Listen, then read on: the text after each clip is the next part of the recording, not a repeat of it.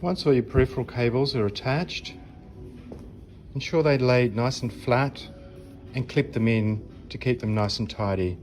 If they're not kept flat, the back cover won't attach correctly. So sometimes these larger pieces need to wrap around here to get them out of the way to keep everything nice and flat. Once everything is connected, you can reattach the rear cover.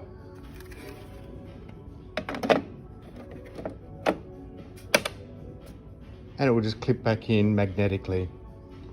The last piece to go on, the cable cover, when it arrives, it will have a piece in here that you can just pull out, which allows the cables to come out the back here. That just slides on to the bottom.